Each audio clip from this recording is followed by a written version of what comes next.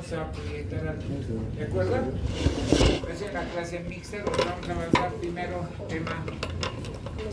Vamos a terminar de hablar del tratamiento de epilepsia y vamos después a ver, a ratificar con algunas imágenes. ¿Vamos?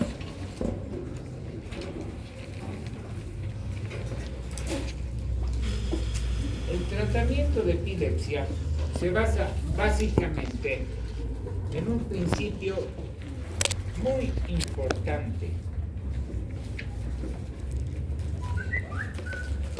Los principios que debemos tomar en cuenta para hacer un buen tratamiento deben ser. Estoy apagando mi celular, no piensen que estoy hablando por él, lo estoy apagando para no tener inconveniente. En primer lugar, lo que debemos tratar de hacer es tener un diagnóstico preciso, un muy buen diagnóstico. Un diagnóstico que en lo posible no debemos hacerlo fallado.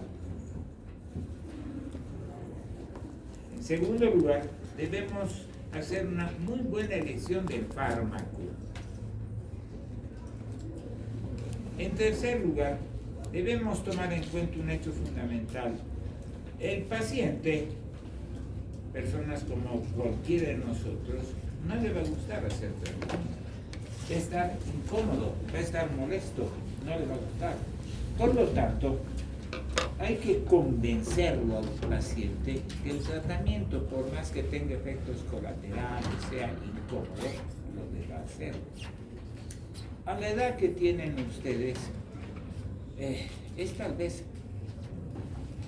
terminando la etapa más difícil, porque póngase a pensar, un chango de 15 años, ¿quién controla el tratamiento? La mamá, que hace tomar. Para los 18, 20, 22 años como ustedes, dicen, ¿y por qué yo voy a tomar tratamiento? ¿Por qué yo soy el elegido para estar fregado? Y dejan tratamiento. Y debemos convencerlos para que no dejen, porque lo fundamental es no dejar el tratamiento, que se adhieran al tratamiento, que sean afines a su tratamiento, que respeten su cuerpo y la enfermedad que están pasando. Hay que ser en esto claro. La epilepsia tiene un concepto feo en la población. Uy, tiene epilepsia y la gente se espanta, ¿no? Y debemos convencerlos que eso no es así, sino que es una enfermedad como cualquier otra, que suele ser más bien una enfermedad que se controla, que pasa, que hay miles de enfermedades más feas. Una crisis no es agradable, pero que esa no es la base, sino que la base tiene que ser el tratamiento. Explicarle bien el tiempo de tratamiento, les he dicho, para quitar tratamiento son 10 años, 5 años con tratamiento por lo menos. O sea, si una persona le doy tratamiento hoy día, por lo menos tiene que estar unos 10, 12 años con tratamiento, y no como acostumbran la mayoría de la gente, sí, en 3 añitos quitamos, porque ahí estoy engañando. Ya, en la norma mundial actualmente son 10 años, sin crisis esos 10 años. O sea, por lo menos unos 2, 3 años hasta controlar, y después 10 años sin crisis, 5 con tratamiento y controles médicos, y 5 sin tratamiento, pero con controles médicos, y esos controles médicos significan laboratorio y electro. Aquí hay que decirles una cosa que para mí es básico y que espero que la aprendan bien. Para mí los objetivos del tratamiento son básicos, más que objetivos. La base del tratamiento es bien fácil quitar todo, no respires, no vivas. Prácticamente esa es la indicación que les dan a los pacientes. Estás fregado, no hagas nada. Y no es así. El tratamiento debemos basarlo en 5 elementos para mí que son las bases de todo esto. En primer lugar, el paciente tiene que no tomar bebidas alcohólicas. ¿Que es difícil? No. Ya a la edad de 15, 20 años es fregado, no toman bebidas alcohólicas. no es fácil que lo entiendan, pero hay que convencer. Que duerma bien, 8 horas al día. Se dicen las mujeres 7 a 9 y los varones 8, 7 a 8. La tercera, que no tengan problemas de salud, sobre todo infecciones, porque las infecciones alteran totalmente el estado de los pacientes. La cuarta, que no estén nerviosos. Esta es la más complicada de todos, porque, claro, ustedes les puedo decir, estén tranquilos, se puede estar tranquilo, pero una persona esperando que le venga crisis, no es fácil estar tranquilo, convencerlo que esté tranquilo. Además, ustedes salen ahorita a la calle, están cruzando la calle, un bocinazo y ya saltaste, ¿no ves?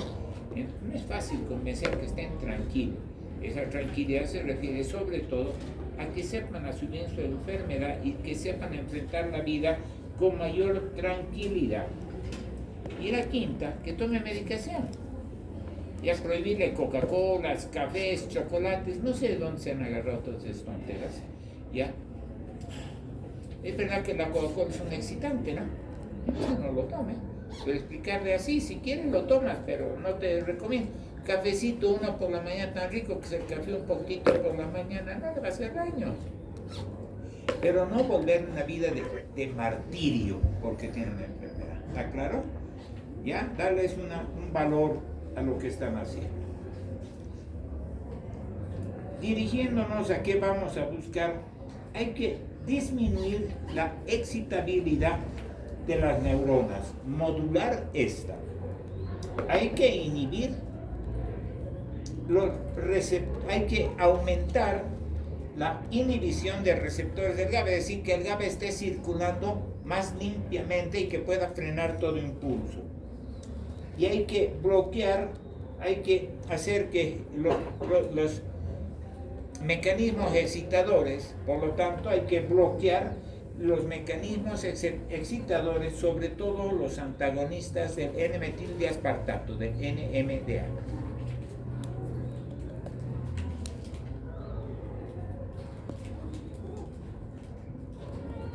Pero vamos a ver un segundito, igual esto lo vamos a ver. Me voy a ir directamente ahora a los fármacos, después vamos a complementar con algunas imágenes, ¿de acuerdo? Los fármacos. El tratamiento medicamentoso propiamente dicho se ha iniciado con los bromuros, 1857, imagínense tanto tiempo atrás, por loco. Pero estos bromuros, inclusive hoy en día en casos excepcionales, estamos utilizando, pero muy poco ya actualmente. Y el tratamiento que hoy en día se puede hacer, tenemos una primera línea, como les mostraba el día viernes, donde está el fenobarbital. El fenobarbital ha sido empezado a usar por Hauman en 1911-1912. En 1937 se ha desarrollado la fenitoína, Merritt. Después de eso, en la década del 70 se ha desarrollado la carbamazepina, 70. De que hasta el 90 y tantos tuvieron el derecho exclusivo los de Ciba-Geigy. El valproato en la década finales del 70, iniciándose finales del 70 así es. Ahí ha empezado al principio de los 80 la gran promoción de este medicamento. Teníamos otros al medio, ya que han ido saliendo por la década del 50, por la del 60, pero de menor valía. Estos cuatro son los fundamentales como primera línea. Hay muchos más. Ya la etosuximida, que es de muy restringido uso porque sirve solamente para la ausencia, para el pequeño mal, la primidona, y así una serie de medicamentos mucho más dirigidos. En la década del 70, 80, se vio lo del GABA, y en la década del 90 han empezado a salir los nuevos, pregabalina, gabapentina, la vigabatrin, la tiagabina, y Posteriormente, hacia el año 90-2000, han salido el levetiracetam, la lacosamida, y los que están hoy en día utilizándose muchísimo. Desde la década de los 50 tenemos como anticonvulsivantes, algunos de ellos con efecto antiepiléptico, a las benzodiazepinas. Principalmente, hemos hablado en clases, yo diferencio anticonvulsivantes de antiepilépticos. Anticonvulsivantes, las benzodiazepinas, diazepam, midazolam, lorazepam y clonazepam.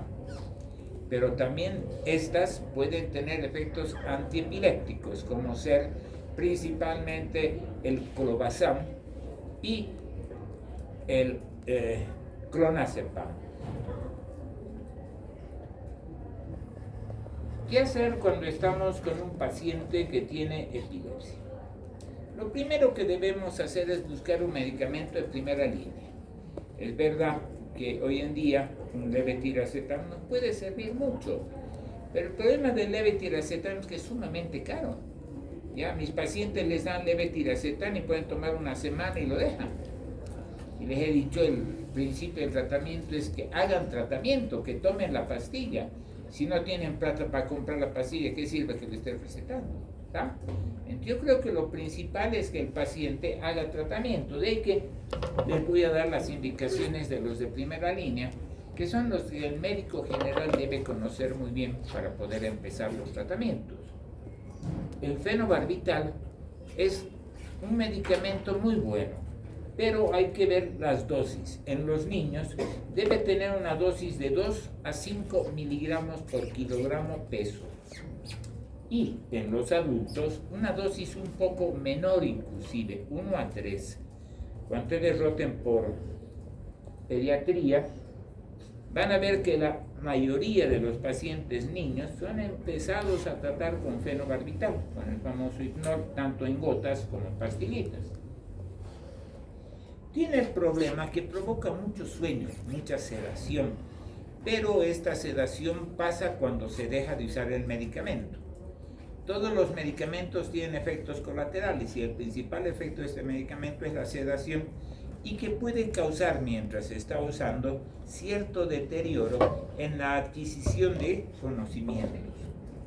Prácticamente deben buscar dos cosas de los medicamentos antiepilépticos, que actúen a nivel de la neurona y a nivel de la sinapsis, a nivel de la neurona, disminuyendo la posibilidad de excitabilidad de la membrana neuronal, y a nivel de la sinapsis, a nivel de la conexión, el juego de colaborar a que el GABA predomine sobre el glutamato, porque el GABA es el que es más bien disminuidor de crisis y el glutamato el que aumenta las crisis.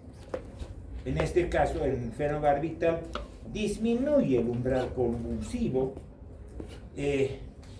aumenta la capacidad de los receptores del GABA, disminuye la excitabilidad del glutamato y altera a nivel de la neurona la conductancia de los canales de sodio, potasio y calcio. En base a eso actúa. Su espectro, donde lo debemos usar, es amplio, pero sobre todo en crisis generalizadas. Tiene una ventaja atroz, tiene una vida media muy amplia, tiene una vida media de más de 100 horas. Por lo tanto, lo podemos utilizar muy bien una sola vez al día, ¿sí? Entonces, eso es un hecho muy importante en este tipo de medicamentos. Se dice que su vida media es de 100 horas, van a encontrar otros que dicen 30 horas, 50 horas. O sea, una sola dosis al día es suficiente. Ya tengo pacientes que les daban 4 pastillas al día cada 6 horas. ¿Para qué? Ya, si tiene vida media de 100 horas, en una sola dosis. Porque una porquería, una de las cosas que hay que tomar en cuenta. ¿Ustedes alguna vez han tomado medicamentos? ¿Les gustaría que les dé un medicamento cada 4 horas? No, pues te olvidan. Entonces hay que dar medicamentos así con mucho tiempo. El otro muy bueno es la fenitoína, que su espectro sobre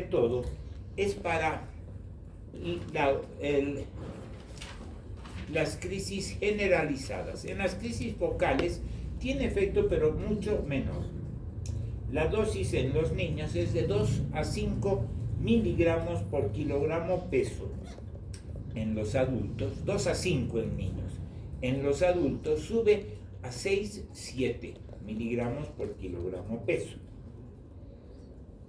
Actúa sobre todo disminuyendo la excitabilidad en los canales de sodio, disminuye la alteración de los canales de sodio y modula muy bien en los canales de calcio de tipo T en el tálamo. Estabiliza, por lo tanto, la membrana sobre todo. También tiene un efecto secundario sobre la transmisión entre neuronas para disminuir la conductancia. Tiene vida media igualmente amplia, de 24 a 30 horas. No es necesario estar torturando con dosis cada 6 horas, sino cada 12, cada 24 horas estamos bien en sus dosis. ¿De acuerdo? Es cómodo de poder administrar. Sus principales problemas son que ocasiona, sí, problema en la adquisición de conocimientos, baja la capacidad, pero que también se pierde cuando se deja de utilizar. Otro de los problemas que tiene es que destruye las encías mucho del paciente y causa, inclusive cuando tenemos pacientes que están utilizando 30, 40 años, hasta causa alteraciones en la fisonomía del rostro. Ya causa unos cambios como el taquito, la carita, que se nota el tiro que está tomando. Y tiene un otro efecto que hay que tomarlo muy en cuenta. Provoca la aparición de vello. Entonces, a un muchacho, a los 14 años, denle eso y va a estar feliz. A los 20 va a aparecer con harto velito, que además no va a querer. A una muchachita a los 14 años, a los 20 años va a tener sus piecitos, sus piernitas como monito. ¿Le va a gustar? No, va a sufrir. Entonces no hay que darle en las damas cuando son pequeñas, ¿sí? En una persona mayor, el otro día le inicié el tratamiento con feno, una persona mayor, una señora de 58 años. ¿Le va a molestar el vello? Ya no, pero hay que tener cuidado, hay que conocer ese tema. Otro que tenemos muy bueno y que se utiliza mucho para muchas cosas es la carbamazepina. La dosis en general para todos es de 3 a 15 miligramos por kilogramo peso. La carbamazepina bloquea los canales de sodio voltaje dependientes, modula los canales de sodio, de calcio en la neurona y igualmente modula muy bien la posibilidad de trabajo del GABA y bloquea el glutamato. Por lo tanto, actúa en los dos niveles igualmente. Tiene una vida media, eso es lo más fregado, de 8 a 12 horas. Y depende de las personas. Ustedes han debido acordarse, se acuerdan de fármaco, que nos hablan a veces de acetiladores rápidos. En este caso no se habla de acetiladores rápidos, pero parecería que es muy similar. Hay personas que a las 8 horas ya no responden. Hay personas que a las 12 horas están bien. Entonces hay que ver en cada uno una dosis cada 12, cada 8 horas. Actualmente se ha visto que los de XR, esos que sirven para prolongar su efecto, cada 12 horas los podemos dar bastante bien. Su principal indicación son las crisis focales. Crisis focales, cualquier tipo de crisis focal. Primera indicación, carbamazepina, cualquier tipo. Inclusive vamos a ver en dolores neuropáticos como neuralgia del trigémino. Primera indicación, carbamazepina. Lo que principalmente nos causa problemas, todos los medicamentos de este tipo, tanto el fenobarbital, la fenitoína como tienen efectos sobre la fórmula sanguínea de los blancos. Ya causan agranulocitosis, causan el tipo de problemas. Ergo, por lo tanto, esto quiere decir que cuando inicio tratamiento con cualquier medicamento, debo tener un laboratorio, un cuadro hematológico completo para ver que no me esté causando daño, ¿de acuerdo? Y una otra cosa que tiene este medicamento y que hay que respetarlo mucho, pero no hay que decirle al paciente porque el paciente está nervioso, es que ocasiona la aparición de reacciones alérgicas muy severas. O si vos le dices al paciente, le va a causar alergia, al primer mochito que le aparezca en el cuerpo, va a ir corriendo así, tengo alergia, va a dejar de tomar. Y no, no ese es el principio. Una cosa que nosotros debemos estar vigilando, ¿de acuerdo? Es muy importante ser controlador de este aspecto. Decirle cualquier molestia, viene e inmediatamente hacemos el cambio. Ahora, los cambios de medicamentos, este es un principio que lo voy a repetir, ojalá me dé tiempo para repetirlo 80 veces. Ningún medicamento antiepiléptico se suspende de golpe, ninguno, nunca, never, jamás, jamás. Siempre todo medicamento antiepiléptico lo reducimos poco a poco. ¿Estamos? Ahora, la única excepción que hago, y por eso lo hablo acá, es si un paciente está tomando Carva y nos hace una reacción alérgica. Ustedes ya han visto, la mayoría de ustedes, un Steven Johnson. Si el paciente me está haciendo un Steven Johnson, no voy a dejar que siga tomando la pastilla y que se haga daño con el Steven Johnson. Le tendré que quitar de golpe, internarlo y reemplazar por otro medicamento, pero no por otro antiepiléptico de los que he mencionado hasta ahora, porque lo que hemos visto hacen eso fácilmente. Le está haciendo mala Carva, le quitan, le dan fenitoína, alergia a la fenitoína. Le cambiaremos, le daremos fenobarbital, alergia al fenobarbital. Cambiaremos alergia al siguiente. Causan alergia a todo y queman todos los medicamentos. Es verdad que por inmunología se puede controlar, pero tardamos tiempo. Entonces, lo que hay que hacer es, le quito la Carva, 0, lo interno, y el medicamento que menos reacciones nos causa es el clonazepam. Reemplazo con benzodiazepina, el clonazepam, que también tiene problemas de alergia, pero la posibilidad de una alergia al clonazepam es pequeñita. Sí, me estoy corriendo un riesgo, pero mucho. La medicina es riesgos, ¿no? Porque cuando doy un medicamento sabemos que tiene efectos colaterales, todos, el agua bendita. Entonces estoy corriendo el riesgo, pero estoy corriendo menos riesgo con el clonazepam, ¿de acuerdo? Con la Carva, con eso tenemos más que suficiente. El otro que quiero que hablemos es el valproato de sodio. Y como les decía el otro día, lo descubrí de una forma muy casual. Era el diluyente de otros medicamentos que iban a utilizar. Y sorpresa, resultó ser el antiepiléptico. La dosis es de 20 a 40 miligramos por kilogramo peso, que se puede llegar a 60 en crisis incontrolables. También tiene un problema con la vida media, que es de 10 a 18 horas. 2 veces al día tenemos que darlo. Este es el que más nos sirve para las epilepsias de tipo generalizado. Es el primero que se utiliza en todo el mundo para epilepsia generalizada. El mecanismo de acción tiene muchos. Se dice que activa el glutamato de carboxilasa, el glutamato de carboxilasa, que anula el glutamato y por lo tanto nos da un predominio del GABA. Inhibe la GABA transaminasa, que destruye GABA y por lo tanto nos da más tiempo. Ayuda al catabolismo del GABA. Es un antagonista de los canales de sodio, está actuando por lo tanto a nivel de la neurona, de la transmisión igualmente, y tiene así muchos otros efectos sobre el tálamo, los canales T sobre todo, y nos va a servir mucho para frenar los factores del NMDA, ¿de acuerdo? Esa es la base de este medicamento. Tiene igual muchos problemas sobre la sangre, pero hay un problema en discusión muy severo.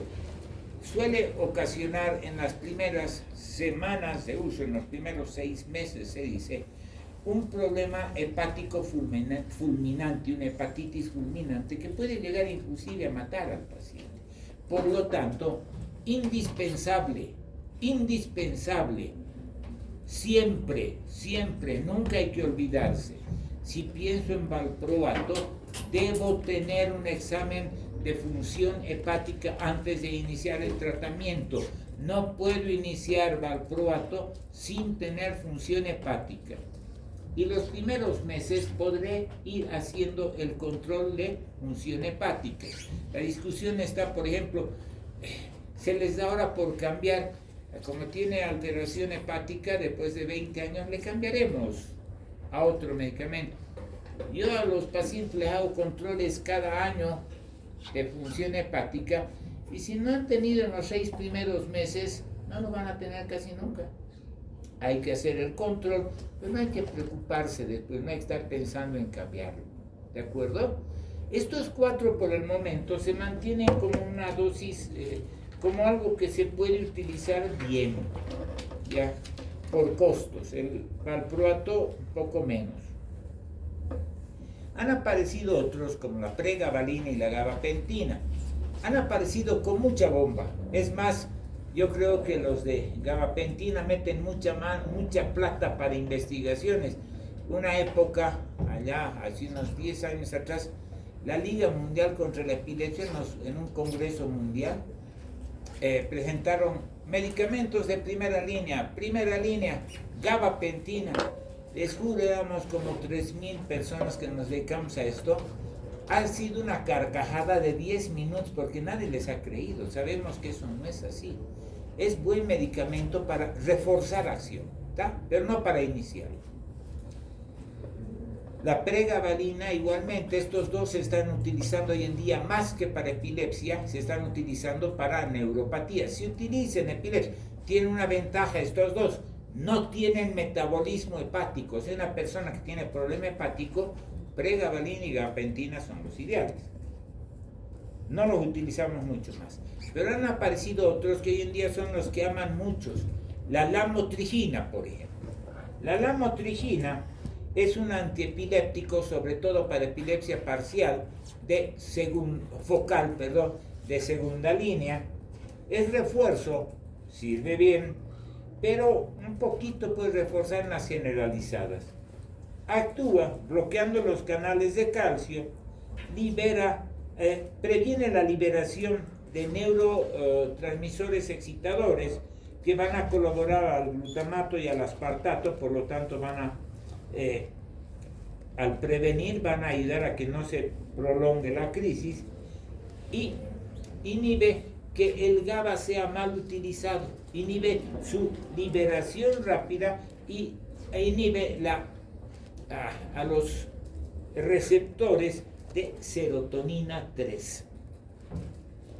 Las dosis de se debe iniciar con 25 una semana, de ahí pasar a 50 una semana, a 100 y quedarnos en 200. El problema que tiene principalmente es que da unas alergias del pepino. Yo personalmente no utilizo la motrigina porque tiene muchas alergias. Le tengo pánico. Paciente que le da la motrigina, sí que me ha hecho alergia. O sea, es muy bueno, lo respeto, pero le tengo miedo. ¿Para qué voy a mentir? Otro que tenemos es la oxcarbazepina. Tiene las mismas indicaciones de la carbamazepina. La dosis es un poco distinta, 300 a 600 miligramos por día, pero ni bien entra al cuerpo, se transforma. Y prácticamente tiene las mismas indicaciones y los mismos criterios que la carba. Mucho menos alergias, muchísimo menos alergias. Por lo tanto, sirve, no para reemplazar, sino para lo que hacemos. Quitamos la carbamazepina si hay alergia, damos clonazepam, y si no tenemos un inmunólogo que haga una desensibilización al medicamento, nos quedamos con el clonazepam 6 meses. No es de al mes cambiar otro, sino tener mucho cuidado. Ahora, si hay un inmunólogo que haga desensibilización, ya, en fin, se podrá ver otra cosa. Y la oxcarba se puede dar a los 6 meses con mucho cuidado. Otro que tenemos es el topiramato. El topiramato es igual a un medicamento de segunda línea. Es un medicamento muy bueno para las parciales, secundariamente para las generalizadas. Actúa sobre los receptores del GABA aumentando la potencia de estos, bloquea canales de sodio, inhibe la anhidrasa carbónica, como hemos visto es uno de los mecanismos que hoy en día buscamos, tiene antagonismo a los receptores del glutamato, por lo tanto lo frena a este. Las dosis son igual 25 una semana, 50 una semana, 100 y 200. Tiene problemas colaterales severos. Tal vez el más severo de todos, una cosa que me olvidé del valproato, suele aumentar de peso al paciente. En cambio, este suele enflaquecer, tanto que hay muchas damas que toman topiramato para bajar de peso, pero es un riesgo. ¿De acuerdo? No les recomiendo a nadie que lo haga. Los que están más de moda hoy en día son el levetiracetam, que no se tiene exactamente cómo actúa. Tenemos un medicamento antiguo,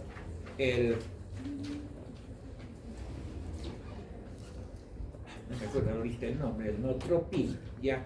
Que es el precursor del levetiracetam. Del mismo laboratorio UCB en Suiza salió el medicamento porque el anterior, el Notropil, tenía efectos para crisis focales. Lo han ido investigando y han visto que sí tiene efecto, sirve para crisis generalizadas y también para crisis focales. Debe ser el medicamento que hoy en día más se utiliza a nivel mundial, pero en nuestro medio está sumamente caro, está muy caro.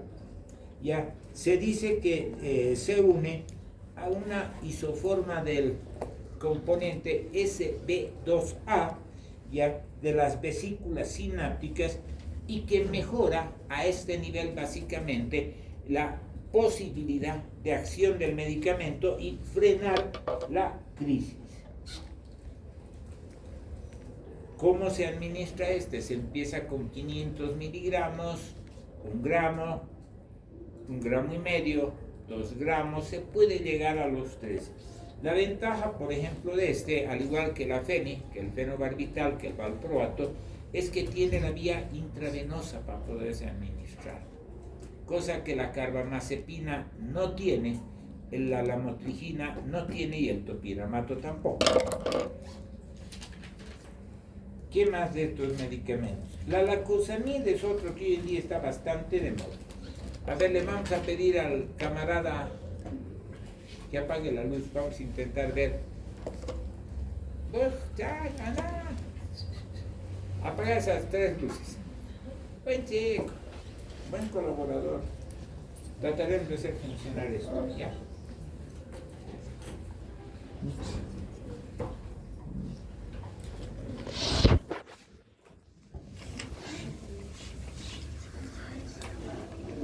Sí. Gracias, muchas gracias.